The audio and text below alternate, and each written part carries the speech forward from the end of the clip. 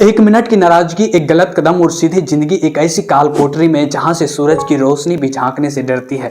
जी हाँ दोस्तों, क्या आपने कभी सोचा है कि जब कोई लड़की गुस्से में आकर अपने घर की चार दीवारी से बाहर कदम रखती है तो बाहर की दुनिया में उसका स्वागत कौन करता है?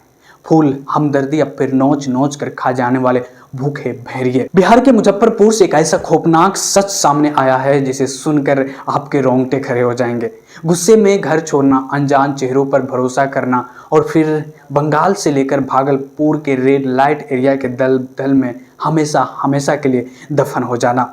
लेकिन ठहरिए, इस अंधेरे के बीच मुजफ्फर पुलिस का एक ऐसा मेगा सनसनीखेज ऑपरेशन सामने आया है जिसने जिस्म के इन सौदागरों की कमर तोड़ कर रख दी है। एक या दो या 10-20 नहीं दोस्तों, पूरे 648 लड़कियों और महिलाओं को मौत और नरक के उस मुहाने से खींचकर बाहर निकाला गया है। आज के इस वीडियो में हम पर्दाफाश करेंगे उस पूरे ट्रैफिक नेटवर्क का जो स्टेशन, बस स्टैंड से लेकर आपके मोबाइल के इंस्टाग्राम और फेसबुक के रील्स तक फैला हुआ है। अगर आपके घर में भी कोई बेटी है या बहन है या आप खुद एक लड़की है तो आज का यह वीडियो देखना आपके लिए सिर्फ एक एंटरटेनमेंट नहीं बल्कि आपकी ज़िंदगी बचाने वाली चेतावनी है। तो दोस्तों, कुर्सी की पेटी बांध लीजिए क्योंकि आज का तड़का सिर्फ खबरों का नहीं है, हकीकत के उस कड़वे सच का है।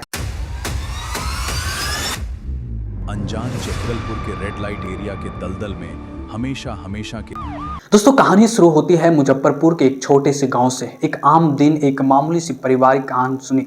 माँ बाप का थोड़ा सा डांटना और बस गुस्सा आंखों पर इस कदर हावी हुआ कि उस मासूम को सही और गलत का फर्क दिखना बंद हो गया।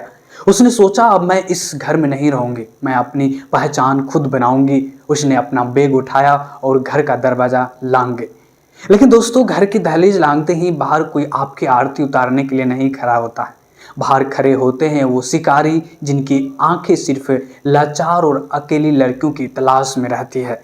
वह लड़की मुजफ्फरपुर के बस स्टैंड पर बैठी थी, चेहरे पर मायूसी, आंखों में आंसू और दिल में अपनों के खिलाफ बेतहा गुस्सा। और तभी एंट्री होती है उस मीठे जहर की। एक अनजान शख्स चेहरे पर झूठी हमदर्दी का नकाब पहने उसके पास पहुंचता है।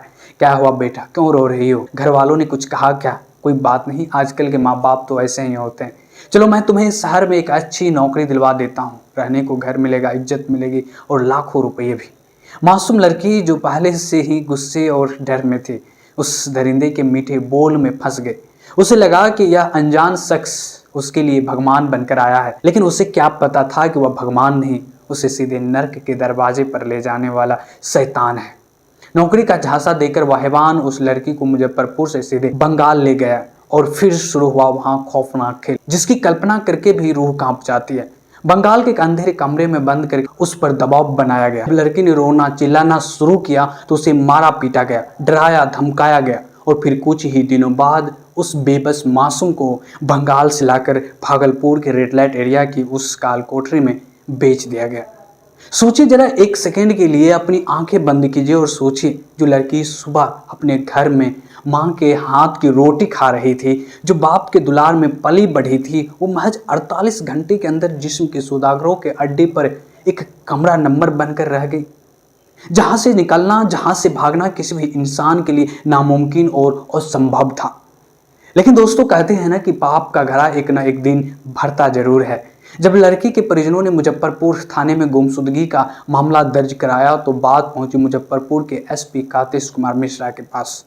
मामला सिर्फ एक लड़की के गायब होने का नहीं था दोस्तों, यह मामला उस पूरे नेक्सस को बेनकाब करने का था जो बिहार की बेटियों का सौदा कर रहा था। मुजफ्फरपुर पुलिस की एक स्पेशल टीम का गठन किया गया। टेक्निकल सर्विलांस कॉल्स, डिटेल्स और गुप्त सूचनाओं का एक ऐसा जाल बिछाया गया कि पुलिस की टीम सीधे भागलपुर के उस रेड लाइट एरिया के ठिकाने पर जा थमकी। दरवाजे तोड़े गए, दरिंदों को दबोचा गया और उस मासूम लड़की को उस नरक के काल कोठरी से सुरक्षित रेस्क्यू कर लिया गया। जब वो लड़की वापस अपने माँ बाप के गले लगी तो उसकी आंखों में पश्चाताप के आंसू थे। उसने सिर्फ एक ही बात कही, काश मैंने उस दिन गुस्से में आकर घर ना छोड़ा होता। अब तक दोस्तों, मुजफ्फरपुर पुलिस ने 648 युवतियों और महिलाओं को इस दलदल से, इन दरिंदों के चंगुल से सुरक्षित निकालकर उनके अपनों से मिलाया है। 648 जिंदगियां, 648 परिवार जिनके चिराग बुझने से बच गए। इनमें से कई मामले अपहरण के थे, कई प्रेम प्रसंग के नाम पर दिए गए धोखे के थे, तो कई मामले महज घर की एक छोटी सी तकरार से शुरू हुए थे। अब आता है सबसे बड़ा सवाल, आखिर ये गिरोह काम कैसे करता है? ये जिस्म के ठेकेदार आपकी बेटियों, आपकी बहनों तक पहुंचते कैसे हैं? दोस्तों, इन गिरोहों के एजेंट रेलवे स्टेशनों और बस स्टैंड पर 24 घंटे मंडराते रहते हैं। इनकी नजरें इतनी सातिर होती है कि ये भीड़ में से भी उस लड़की को पहचान लेते हैं जो रो रही है, परेशान है, जिसके पास कोई परिवार वाला नहीं है। ये तुरंत समझ जाते हैं कि यह शिकार गर्मा गर्म गुस्से में घर छोड़कर भाग कर आई है। ये एजेंट कभी अंकल बनकर, कभी भाई बनकर, तो कभी एक मददगार फरिश्ता बनकर पास आते हैं। अरे बेटा, रात बहुत हो गई है, कहाँ जाओगी? चलो मेरे साथ, मेरी पत्नी भी घर पर है, रात वहाँ रुक जाओ और कल मैं तुम्हें एक बहुत अच्छी कंपनी में जब लगवा दूंगा। और बस जहां लड़की ने इन पर भरोसा किया, समझो वो सीधे शिकारियों के जाल में गिर गए। लेकिन रोकिए, अब ये दरिंदा सिर्फ बस स्टैंड और रेलवे स्टेशनों तक सीमित नहीं है। अब ये आपके हाथों में मौजूद इस स्मार्टफोन के जरिए सीधे आपके बेडरूम तक पहुंच चुके हैं। पुलिस की तफ्तीश में जो सबसे डरावना सच सामने आया है वो है सोशल मीडिया का मायाजाल। ये गेम्स फेसबुक, इंस्टाग्राम और स्नैपचैट पर फर्जी नाम और तस्वीरों से प्रोफाइल बनाते हैं। प्रोफाइल पर टीपी होगी किसी हैंडसम लड़की की और या फिर किसी बड़ी कंपनी के मैनेजर की। शुरुआत होती है मीठी मीठी बातों से, फिर झूठा प्यार, झूठी कस्में और बड़े बड़े सपने। तुम्हारे घर वाले तुमसे प्यार नहीं करते, मैं तुम्हें दुनिया की हर खुशी दूंगा। लड़कियां भावुक होकर उन डिजिटल प्रेमियों के झांसे में आ जाती है और जब लड़की अपने घर परिवार को छोड़कर इनसे मिलने पहुंचती है तो सामने वो राजकुमार नहीं बल्कि जिस्म का सौदागर खड़ा होता है। इसके बाद शुरू होता है ब्लैकमेलिंग का खेल। कुछ प्राइवेट फोटोज या वीडियोज के नाम पर ब्लैकमेल किया जाता है। जब तक लड़की को समझ आता है कि उसके साथ कितना बड़ा धोखा हो चुका है, तब तक बहुत देर हो चुकी होती है।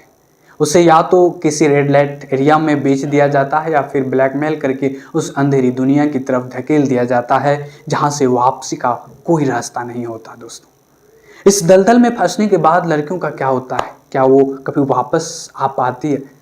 इसका जवाब बिल्कुल कड़वा है। मुजफ्फरपुर पुलिस की रिपोर्ट बताती है कि इस नरक में पहुंचने के बाद ज्यादातर लड़कियां अपनी किस्मत को मानकर पूरी तरह बेबस हो जाती है। उनकी आत्मा को हर रोज मारा जाता है और इस जिल्लत को बर्दाश्त नहीं कर पाती, वो अपनी जिंदगी को ही हमेशा के लिए समाप्त कर लेती है, यानी खुदकुशी कर लेती है। दोस्तों, मुजफ्फरपुर पुलिस की यह घटना सिर्फ एक खबर नहीं है, यह हम सब के लिए एक बहुत बड़ा सबक है। अगर आप चाहते हैं कि हमारी बहनें, हमारी बेटियां इस दलदल से बची रहे, तो हमें आज ही इन 3 बातों को अपने दिमाग में पत्थर की लकीर की तरह उकेर लेना होगा।